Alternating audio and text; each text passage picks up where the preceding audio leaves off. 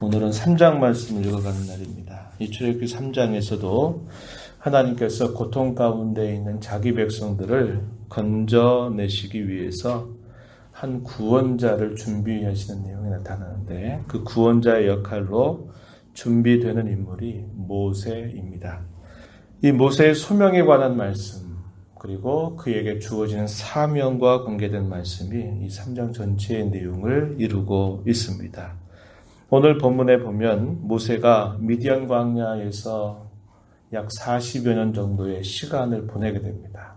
40년 동안에는 애굽의 궁정에서 애굽의 학문과 지혜, 또 그가 왕으로서였던 품위를 지킬 수 있는 교육들을 다 받게 되고, 그럼에도 불구하고 그가 자기 백성들과 함께 하려고 하는 마음을 갖고 자기 백성들이 당하는 그 고통에 동참하려고 하는 마음을 갖고 무엇인가를 하고자 했을 때 하나님은 아직은 때가 아니다, 이렇게 그에게 인도하신 것입니다. 그래서 그의 의도와 다르게 그는 오해를 받았고 마침내 미디안이라고 하는 땅으로 도망할 수밖에 없는 상황이 생겼습니다. 근데 그곳에서 그가 40여 년의 생활을 하게 되는데, 거기에서 가정을 꾸리게 되고 거기에서 주로 목축업에 그가 종사하게 되는 겁니다. 그래서 그의 모든 꿈, 그의 모든 열망과 기대는 모두가 다 사라져버린 듯한 그런 시점에 이르렀을 겁니다. 그런데 하나님의 계획의 때는 바로 그때 그를 불러내셔서 그를 애굽 땅에 있는 자기 백성들을 건져내시려고 인도에 가시려고 하신 것입니다. 약 40년 동안의 목자로서 그가 훈련받은 시간들, 모세 자신에게는 의미 없는 시간들이구나, 내가 더 이상 내가 무엇인가 할 수 있는 일이 없구나 하는 생각이 들었을런지 모르지만, 하나님께서는 그의 40년의 이 목자로서의 생활을 헛된 것이 아니도록 인도해 가십니다. 그래서 이제 그를 인도하여서 그 백성들에게 보내고자 하신 것입니다. 어느 날 목축을 하면서 하나님의 산 호렙에 가까이 이르렀을 때 하나님께서 그곳에서 기이한 상징적인 이적을 베푸시면서 이 모세를 부르십니다. 떨기나무에 불이 붙어 있는데 그 불에 의해서 떨기나무가 타는 것이 마땅한데 타지 않고 계속 붙어있는 기이한 광경을 이 모세가 보게 됩니다. 그리고선 이게 도대체 무슨 일인가 하고 더 가까이 오게 되자 여호와의 사자가 모세에게 나타나서 음성을 들려주십니다. 떨기나무 가운데로부터 나오는 불꽃 안에서 나타나시게 된 겁니다. 그러면서 모세야, 모세야, 그의 이름을 부르십니다. 두려움 가운데 있는 이 모세는 이게 무슨 일인가 두려워하는 마음으로 내가 여기 있습니다 대답하죠. 내 발에서 신을 벗으라, 내가 서 있는 땅은 거룩한 땅이다, 이렇게 말씀하시면서 나는 내 조상들의 하나님 여호와다, 이렇게 말씀을 하시게 됩니다. 아브라함의 하나님, 이삭의 하나님, 야곱의 하나님 여호와다, 이렇게 말씀을 하시면서 내가 너를 보내서 고통받고 있는 나의 백성들을 인도하여 낼 것이다, 이렇게 말씀을 하시게 됩니다. 본문 7절 한번 가서 보시죠. 여호와께서 이르시되 내가 애굽에 있는 내 백성의 고통을 분명히 보고 그들이 그들의 감독자로 말미암아 부르짖음을 듣고 그 근심을 알고 내가 내려가서 그들을 애굽인의 손에서 건져내고 그들을 그 땅에서 인도하여 아름답고 광대한 땅, 젖과 꿀이 흐르는 땅 가나안으로 데려가려 하노라, 이렇게 하나님께서 아브라함에게, 모세에게 말씀을 하시게 됩니다. 그러면서 이제 가라, 그를 보내시게 됩니다. 그런데 이 모세는 이런 하나님의 말씀을 듣고서 먼저 자기 자신이 누구인가를 생각할 때 나는 아무런 힘이 있는 사람이 아니라 나는 아무 보잘것없는 사람이 아닙니까? 이런 반응을 보입니다. 11절에 보면 내가 누구이기에 바로에게 가겠습니까? 내가 과연 누구이기에 이스라엘 자손들을 인도하여 낼 수가 있겠습니까? 이렇게 말하는 겁니다. 42년 전에 그가 가졌던 그 마음에 비하면 이 40년의 세월이 흐르면서 그의 나이는 많아졌고 또 그가 가졌던 그런 모든 열정들은 또 사라졌고 그가 뭔가 할 수 있는 그의 힘도 기력도 많이 사라져 버려 있는 그 자신을 돌아보면서 나는 그러한 일들을 할 만한 사람이 아닙니다. 이렇게 반응을 보이고 있습니다. 하나님께서 모세에게 말씀하십니다. 내가 반드시 너와 함께 있을 것이다. 이렇게 말씀하셔요. 내가 너를 떠나지 않겠다. 내가 가는 그 걸음에 함께해서 내가 너로 이 일을 감당하게 할 것이다. 이렇게 말씀을 해주십니다.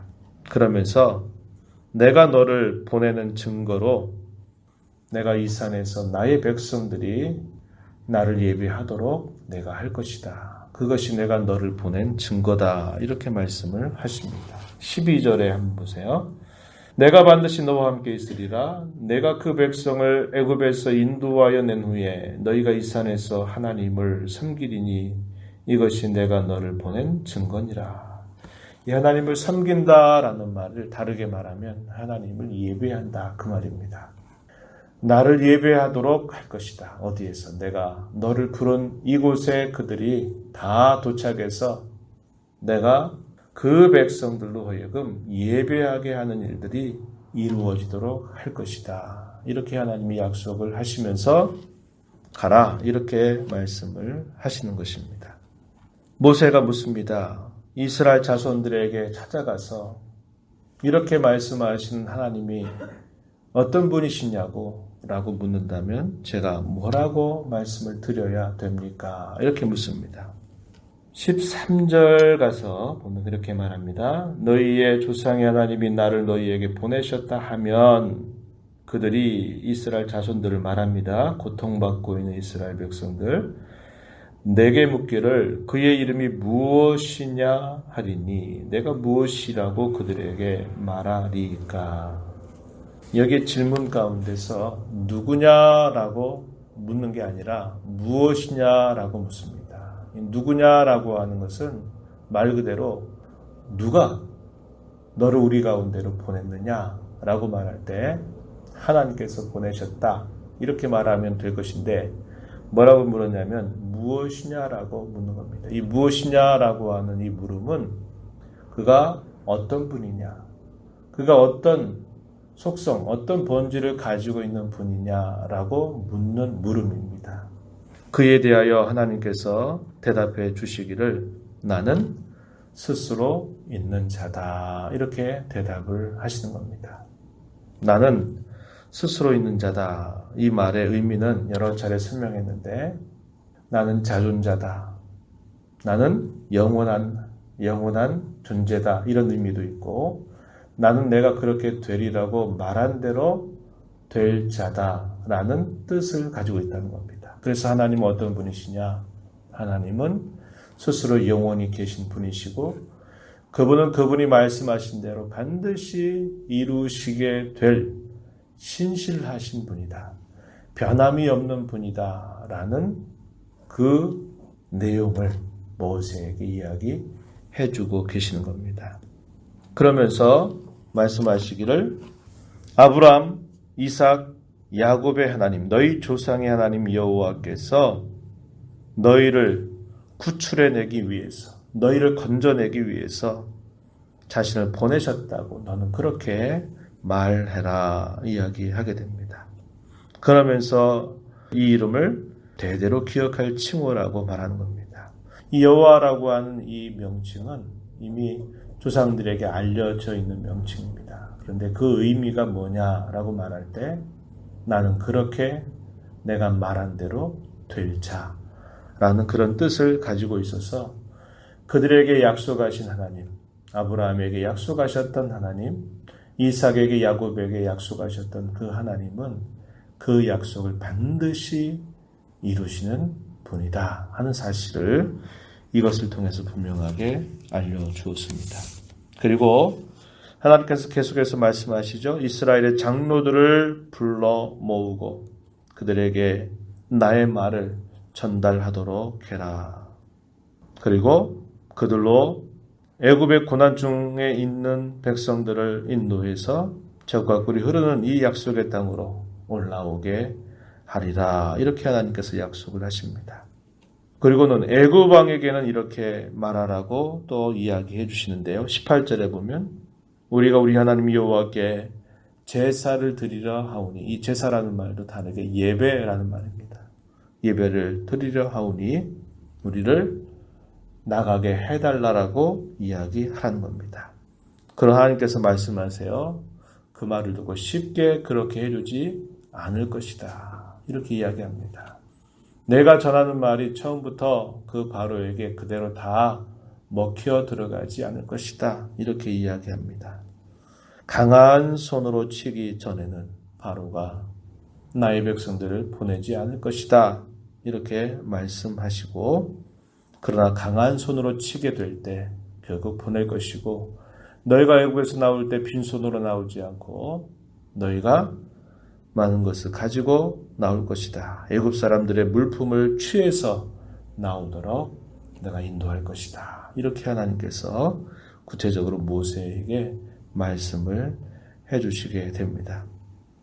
우리는 이 말씀을 보면서 이런 생각을 하게 되죠. 하나님께서 그 백성들을 왜 건져내시려고 하는가? 그것은 하나님께서 그 백성들에게 이미 약속하시는 것을 실현하는 뜻도 있지만 또 하나는 분명히 말씀하시죠. 내가 나중에 이곳에서 나의 백성들이 예배하게 되는 것을 내가 증거로 보여줄 것이다. 바로 앞에 찾아가서 넌 이렇게 말해라. 내 백성을 내어보내라. 내 백성이 거기서 나와서 나를 예배하게 할 것이니 보내라. 이렇게 전달하라고 이야기하시죠. 하나님께서 자기 백성들을 결국 건져내시는 목적은 하나님께 예배하는 백성들이 되게 하시려고 하나님 그 백성들을 건져내신다. 이렇게 우리에게 알려주고 있습니다. 오늘 저와 여러분을 예수 그리스도 안에서 죄와 파멸로부터 우리를 건져주신 하나님의 목적은 하나님을 예배하는 자들이 되기를 원하시는 겁니다. 그 예배는 우리가 공적으로 하나님 앞에 이렇게 나와서 찬양과 기도와 경배를 통해서 하나님을 높이는 것이 되기도 하지만 우리의 흩어지는 교회로서의 매일매일을 살아가는 삶 속에서 하나님을 예배하는 것과 동일한 삶을 우리의 삶 현장 속에서 살아가기를 원하시는 겁니다. 우리의 가정에서 또 일터에서 우리가 만난 많은 사람들과의 관계 속에서 하나님의 이름을 높이고 그분을 경배하는 자들이 되게 하시려고 이 세상의 수많은 사람들 가운데 우리를 구별하셨다고 하는 사실, 구원해 주셨다고 하는 이 사실을 우리가 마음에 기억하면서 하나님 베풀어 주신 귀한 은혜를 감사합니다. 이 하루를 또 살아가면서 더 하나님을 예배하는 삶을 기쁨으로 살아가도록 도와 주시옵소서. 이렇게 간절하게 기도하면서 오늘 하루의 삶이 하나님을 예배하는 복된 삶이 되기를 진심으로 바랍니다. 하나님 아버지 감사합니다. 이 새벽 시간에도 저희들을 사랑하셔서 주님의 은혜로 또 저희들을 불러주시고 찬양하며 또 말씀의 귀를 기울이며 기도하며 이 하루를 주 앞에서 살아가게 하시니 감사합니다. 하나님께서 옛적에 모세를 통해서 자기 백성들을 건져내신 것처럼 우리 주 예수 그리스도를 통해서 저희들을 구원하여 주어서 하나님의 백성으로 살게 하시고 예배하는 주의 백성이 되게 하신 것을 늘 기억하고 감사하며 우리의 삶 전체가 하나님을 예배하는 복된 삶이 되도록 저희들을 붙잡아 주시고 인도하여 주옵소서. 은혜의 보호자 앞에 나와서 하나님의 은혜를 구하며 이 하루를 시작하는 모든 사랑하는 자녀들에게 거신 은혜를 더하여 주셔서 받은 말씀 간직하고 그 말씀대로 살아가도록 힘을 더하여 주시옵소서. 예수님 이름으로 간절히 기도하옵나이다. 아멘.